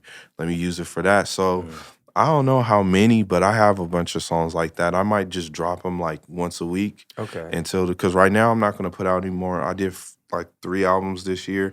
I'm not going to put out any more albums. I'm just going to be videos, and I might just drop one of those songs each week. Yeah. Okay. Yeah. Because sometimes you work on an album, or at least me, and I'll have this 1 or 2 songs like, these hit. If the next song that I do doesn't hit like this, then I'm not using it. You know what I mean? And then you wind up having like 4 or 5 of them that you took off because you're like, they not doing, like, they ain't moving like those other ones. But they're still good though. You know? They're still good. It's always the ones you love is not the one. The one that you don't like is the ones everybody's like, bro, this is it. Like, what? I hate that one. The kick is not right. The snare is all off. They're like, I don't know what you're talking about, bro. This goes. Yeah. You know? Are there any songs you just make just for you without any intention just to put out? It's just like your personal catalog? Oh, that I don't put out, or that I do? No, that you don't put out. Like you just make a song and it's Nah, for you. when I make songs for me that I do put out, like one of them, I even said it's What Would Nip Say? And I say this one, and I think in the beginning I say this one's just for me because I wasn't making it as like a Nip tribute. I wasn't making it as like, oh, Nip died, let me make this, because I even put it out way later. I even had the beat for a long time, and I couldn't just do it because I didn't know how I wanted. I knew how I wanted to hook, but I didn't know how I wanted to do it. And then just one day, I just like, all right, let's pull it up, let's do it. You know what I mean? And then when I looked back, I was like, okay, that's dope. I told my story of my experiences in my relationship with him, where he was a person that had a lot of different, he was like, he has his own friendship with you, his own friendship, and it might not be the same. He might only not see you together, but only see you. So you might not never even know he's friends with him like that. You know what I mean? And I think that's like what me and his like friendship was. I saw him like 2 or 3 weeks before he died. You know what I mean? And I was like, damn, like when I saw him, I was like, what's up, bro? I'm like, oh. And I was like, he had got nominated for the Grammy. And I was like, bro, congratulations. Like everything you'd want to say to your homie, not knowing he's gonna die, like I got to say that. You know what I'm saying? Yeah. But then I was in Atlanta and I was like, I gotta go to Atlanta and I'll be back. And he was like, all right, cool, let's meet up. Let's get it. Let's do another one. Like, you know, because I produced a song for him back in the day called Been Here a While or something like that. I think it's Been Here a While. And but other than that, like we had like a crazy story where one time we got in a fight with these people in the club, and like that kind of like made us like tight. Okay. Yeah. Okay. Yeah, between us, it was like, oh, okay. Like I shit. wasn't expecting that from you, Polly. Yeah. Like it was like Yeah. at one point it was me and him versus 2 other people before the rest of all the homies came and just like demolished the other 2 people we was fighting. But for a cool, my homie said, you guys had a Ninja Turtle moment. I was like, yo, as soon as I seen him take off, I just took off on the other dude. Like pop, pop, pop, pop, we're all, and I had house shoes on. And so when the dude fell, I'm like kicking him with the house, because I used to just wear house shoes all the time, you know, corduroy house shoes. And then like he would tell the story. I didn't really talk about it too much because it was kind of crazy, like how it happened. And afterwards, I was like, bro, like after that went out, everybody went outside. I'm thinking like, oh, okay, we're getting in the car. They're taking their shirts off, ready for round 2. I'm like, we already beat them up. Like, I got house shoes on. Like, I thought we leaving. I thought we going. They're like outside, like, yo, we want to do it again. I'm like, bro. So, all right, well, you know, so he used to tell the story to other people, and I would hear it back to me like, Polly, did you really kick somebody in the club with your house shoes? And I'm like, yeah. I'm like, how you know? Like, they're like, oh, Nip was talking about it at the studio. Like, you can't read a book by its cover. Like, I was with Polly, and like I took off, and he took off with me. Like, boop, boop, boop. Like, because my demeanor's just like cool and calm. He wasn't. It's like, you know what I mean? He was like, when we got in the car, he's like, you didn't have to do that. That's why we roll up here. Like, we were in there like 40 people deep. I'd never been anywhere with 40 people. Like a field trip in elementary school is like the most people I've ever been. Like, we're all here? Yeah. Like, so it was like 40 people in the club. Like, it was like 20 of us when we walked up and another 20 there already waiting. Like, oh, we here, bro. Like, so we walked in. I knew it was going to be bad. I did. Were they just hating or... You know, it's funny because, like, so I hate how clubs are now where the VIP is in the middle and then everybody else is around you. Where when back in the day, VIP was like ducked off. You couldn't even see back there.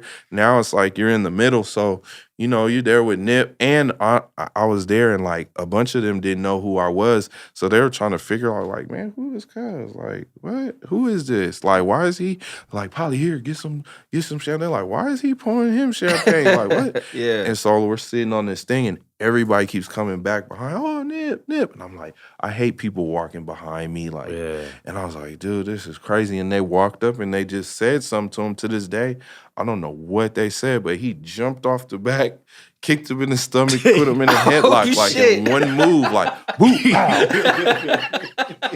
So as soon as he leaped over, I just leaped over. But then when I saw him kick him, I was like, oh, okay, well, like, well, it's on, let's do it. You know what I mean? So, you know, you wouldn't expect that from me, but I'm like, I grew up that way. I grew up where if you didn't do that, you're done. You can't hang. You get beat up by your friends now. Like all my cousins or friends, we grew up like that. Like if I heard you got in a fight and you didn't do nothing, that's why LeBron, when he left out the boat, call back. That's why I'm saying. That's why that hurt me. I'm like, imagine if the story was opposite. Like, oh, I was in the club and I got in a fight and Polly was there. Like, what Polly do? Oh, he a producer. He didn't do nothing. He went out the side though. That's LeBron. I feel that. Yeah, you know, I feel it. He might be better.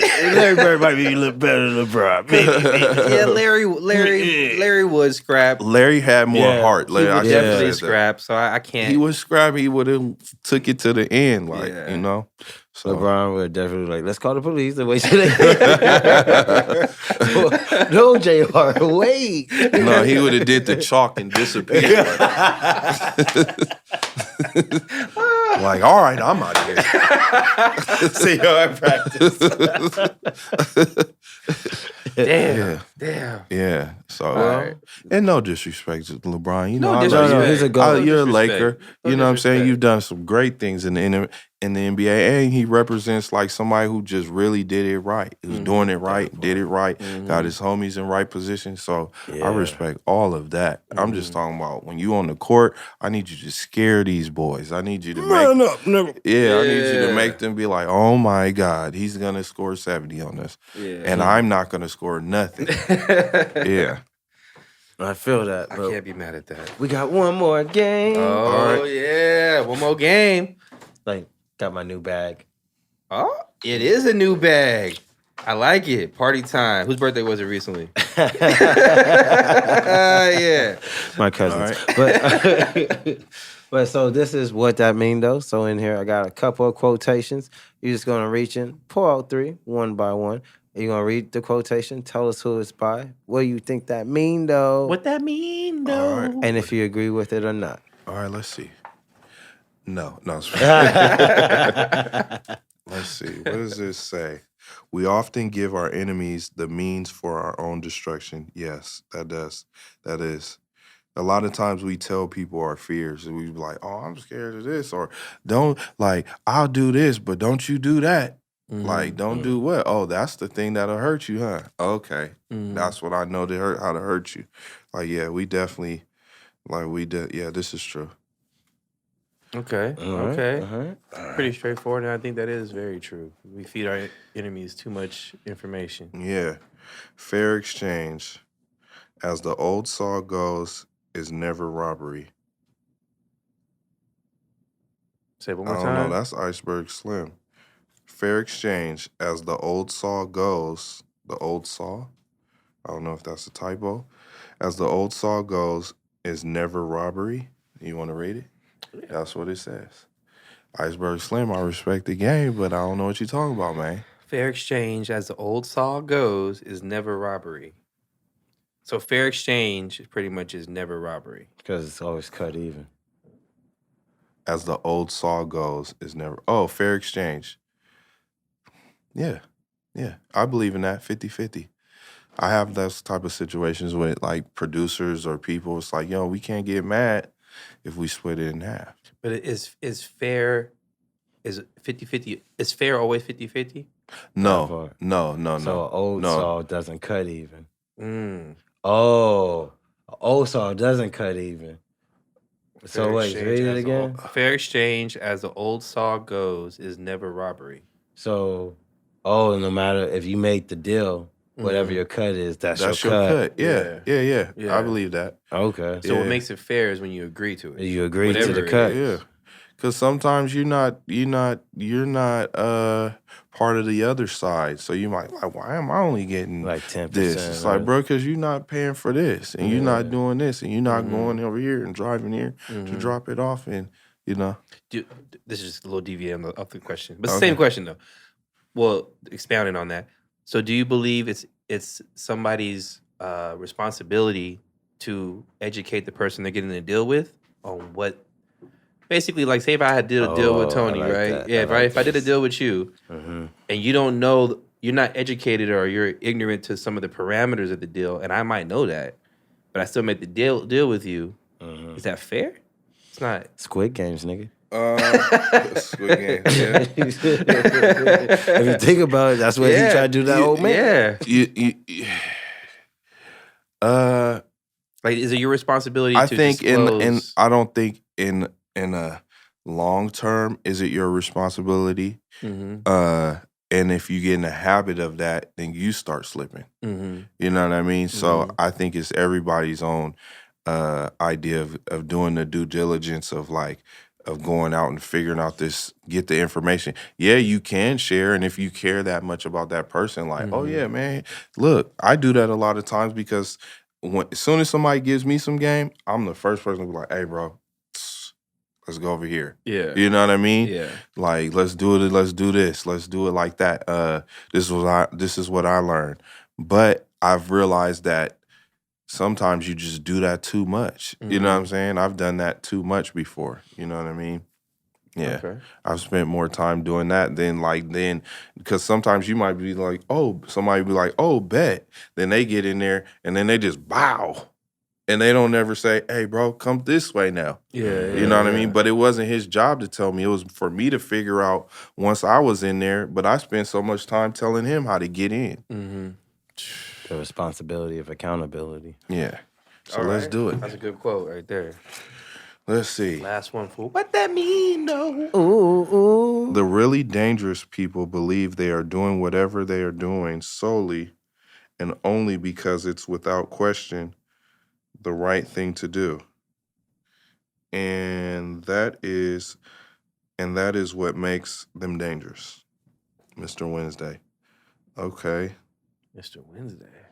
That's from a movie. Yeah, right. American Gods. Yeah. Okay. Okay, yes, the TV show. Yeah, I like that show. Yeah, me too, yeah. That's where I voted from. Okay. So one more time for the people. The really dangerous people believe they are doing whatever they are doing solely and only because it is, that's what makes it weird, because it is without question the right thing to do. And that is what makes them dangerous. That's fire. I mean, I guess that doesn't seem like something you could really disagree with, really. I guess I'd rather pick another one. I mean, I believe that, yeah, but it's okay. I like it. It's not really up to debate for that. Feel you on that one. Judge a man by his questions rather by his answers. Yeah. I believe that. So many people have answers or oh, this is this, but they don't even know how that happens. So I rather ask questions. I'm like that. My brother always gets with me. I'll be like, okay, well, who are you talking about?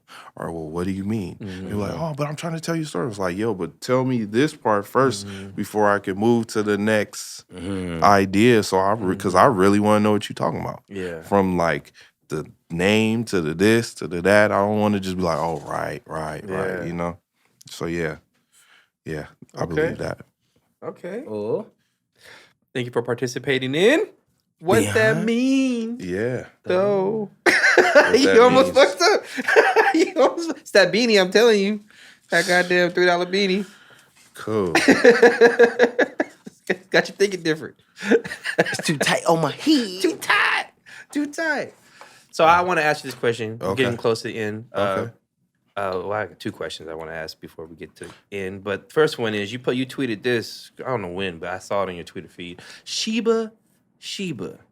And so the crypto is of the rage. Right. Of course, I got like 150 million Shiba. Right. You know, I got 280 million Right. or 280 million Dogelon Oh Mars. yeah. Dogelon Mars, which is actually going up right now. I'm actually made like $100-something off that.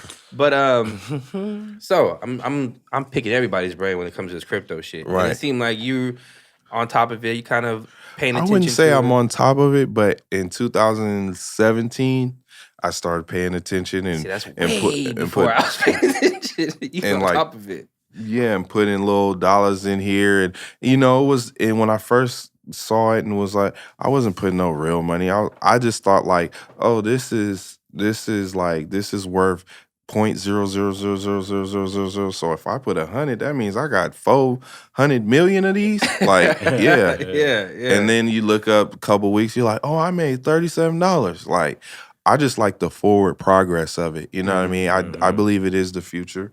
I believe it's the now. You know what I'm saying? I have friends that's like really cashed out, and people are like, well, can you take the money out? I'm like, tell my homies that. yeah. So like, I have homies that's made some real, and then I've had some homies and them too, they've lost too. Like, oh, I lost 30 G's today, bro. You know what I mean? But it's just part of the game. Yeah. I've had some homies that's like my homie Webb, he bought Bitcoin when it was like $1,000 or something. You know what I'm saying? Like, a couple of my homies are like that. They bought Bitcoin when it was like not even like not higher than like 4 G's or something like that. You know what I'm saying? And even at that time, it was like, what are you even buying? Bitcoin. Yeah, like, yeah. Like, what is this? Can you put it in a machine? Like, what? Yeah. So they stayed true to it. And, Bitcoin is 62,000.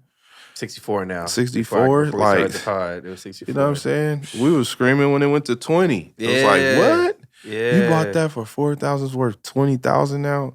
Now it's like ridiculous. So now we're all trying to be those people who bought Bitcoin when it was like $1. We're like, oh, Shiba? Yeah, let me get that. How many zeros? Doge Elons. Like, one of my homies, he has a coin, it's called like Sugar Tits or something or some crazy name like that. He bought a bunch of that. Like, let's just see. It sounds cool. Yeah. Okay. What I've learned, because I've been, I've been down the rabbit hole the last 2 weeks with this crypto shit. Yeah. Right. And what I've learned is Crypto.com, Coinbase, Binance, and Robinhood, all those are failing. If you have any of those, you're not really getting the proper profits off what you can get. Yeah. So you got to get like MetaMask and a bunch of other like underground shit that I'm still learning. Right. But also, and this is why I need your help, Derbs, on this one. It's just I'm putting this out there. I just want you to kind of like solidify what I'm saying, if it's right or not. So this is just information for all of us, all the scholars out there. Crypto gaming is where everybody's got to put their money in the next like 6 months, because crypto gaming is going through the moon right now. Am I right? Yeah, Facebook is changing their name to Meta. Yes, which changed everything. They're mainly focusing on like creating like a virtual world. Right.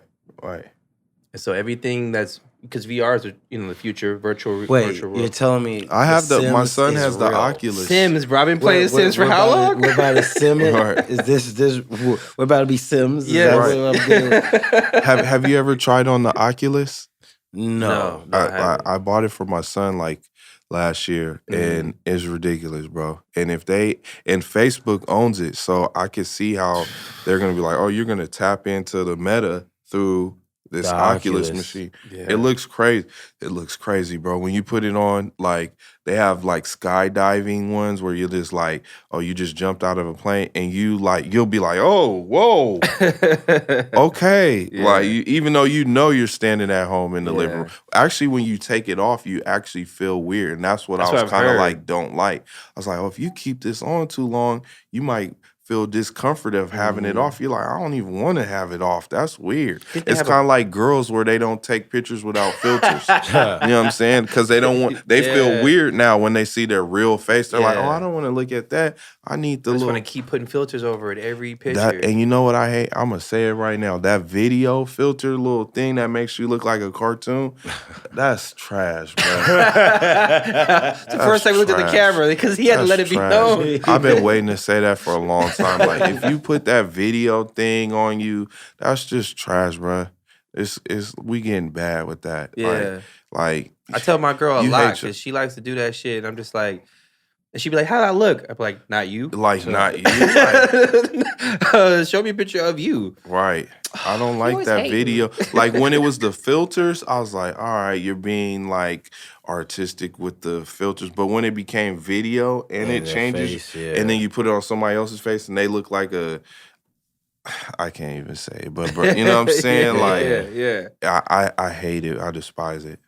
I agree. Because I feel like there's no go back from there. Mm-hmm. You know what I'm saying? There's no go back. Mm-hmm. There's no like, now you don't want to, now you're never going to want us to see what you really look like. You know what I mean? Yeah. Because now you're a character of a filter. You're just going to transfer that into meta. That part. But that is the thing. I just want to drop that jewel from what I know. Again, I'm going to check into that. Financial advice. I'm just putting out shit that I know, that I've heard. If you're paying attention, crypto gaming in the next 6 months to a year is going to explode. People using these coins inside the games. Like, if you want to, like, if I say I'm playing Sims, right, and I want to buy a shirt, I'll have to use like a coin to buy that shirt. Right. So people are putting money, like, you know, you play video games, you put 2K, you put money up for your 2K points or whatever those things are. So if I play Mario and I collect coins, those coins can be cashed you can use for cash, or you can put it. This is a wild world. I'm telling you, man. I'm just putting it out there. I'm putting it out there. It's above my pay grade right now, but I'm learning like crypto. I saw something that was interesting where one of my boys, he's into the NFT world too, which is a whole nother beast. I'm learning, like, and he was telling me how he was like he has an NFT, and then you go into this thing, and then you can make your NFT fight this other person's, and then if it kills it, then your NFT is like worth more, and that one's done. Mm-hmm. And I was just like, this is like Pokemon. Yeah. Like, this is like, you just found we just went, woo, woo, woo, Pokemon. We clowned everybody who was playing it. Yes. And then now they found us a way to just, you're playing Pokemon, You're playing Pokemon. I should have kept my Digipet alive. I'm just telling everybody, go back, look into the crypto gaming, because that is the next wave. I'm with it. So before we get into very last thing. Okay. No, we're not? All right, so my last question, because, get right in the podcast down, is November 2021. So the year is almost over. All right. I ask this to every guest that's on the podcast. Okay. Before the year is over, give us one thing that you need to get done. And it does not have to be music or producing related. If you need to clean out a closet that's been dirty forever, if you need to go get vaccinated, because you need to go do that. You don't have to say it, though, if you don't want to. Yeah, because that's become like political, or like a religious topic. It's like you don't want to talk about vaccination. But if there's a new shoes you want to buy, if you need to go apologize to a family member you haven't done in a while. I need to get my bushings changed out on my Corvette. Oh, yes. Thank you for answering that. Yeah. I need to get on my car, the bushings, I need to get them replaced. Okay. And I've been needed to do that for a minute. Okay. But I gotta drop it off, and they gotta keep it for like 2 days, and I don't. You don't want to be 2 days without P legit. I'm like, that's my baby. That's my boy. But I do need to do it though. Okay. Yeah. Well, that question is designed to hold you accountable whenever you watch this back. You can be like, did I ever get that done? I was thinking about it when I was driving here. And I was like, I need to get my book. Like, everything's running cool and everything. It's not really like a big thing that you would notice, but like, I know that I need to do it. Okay. Yeah. All right. Cool. All right, man. As we're wrapping up. All right. Go ahead, plug your shit. I'm Polyester the Saint, a.k.a. Real Deal P. All my social media is POLY3ST3R.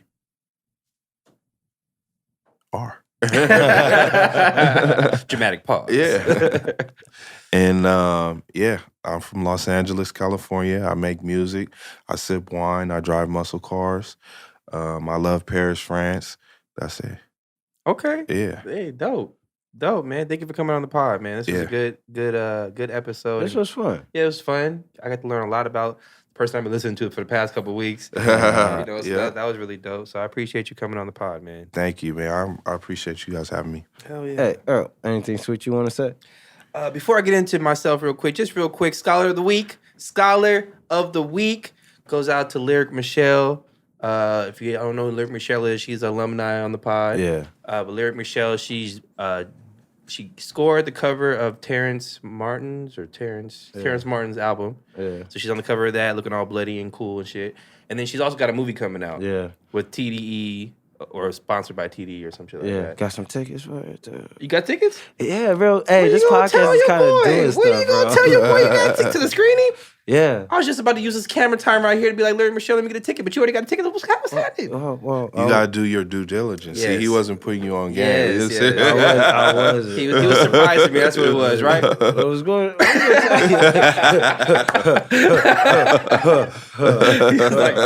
Actually, I was gonna take my girl. Yeah. No. We'll get into that later. All right. The Scholar of the Week. Lyric Michelle. Also, check out EAAAAARLPHEUS on all social media platforms. EAAAAAAAARLPHEUS. EAAAAARLPHEUS on all social media platforms. And WGM Labs, that's where I work. Best marijuana in California. It really is. It always fucks me. Yes. WGM Labs. We're growing the finest marijuana in California. So check that out as well. Oh, and be sure to check out Alt Black Podcast on all social medias, ALT BLK POD. You can check out Alt Black Podcast available wherever podcasts are at, as well as YouTube. Ooh, because that's how you saw us. Or, Spotify, they're doing that new link thing. Where They are. So you might see us on Spotify. But we're on YouTube, too. But also, check me out, Tony Asar, ASAR. I'll be gaming on Twitch. Oh, and I tell jokes on stage. Ha! And, and I kick it with my boy. I thought I'd throw it in there. Yeah. Well, without further ado, stay tuned, stay glued. Smoke a Dutch and read a book. Boomies. Subscribe to All Black because my revenge on my high school bullies really depends on it. Subscribe to All Black because I want to finally be able to afford 2-ply toilet paper. I'm tired of shaking people with these shitty hands. Subscribe to All Black because if you don't, you're a Trump supporter. Subscribe to All Black because I want to take this podcast to the next level and be able to sacrifice somebody in Hollywood. I want to get that big. Subscribe to All Black because I have a point to prove with a teacher who said I wouldn't amount to nothing. If you're out there right now, I'm fucking coming for you. Subscribe to All Black because I'm tired of feeling bad about early onsets of dad bod. I'm sexy, right?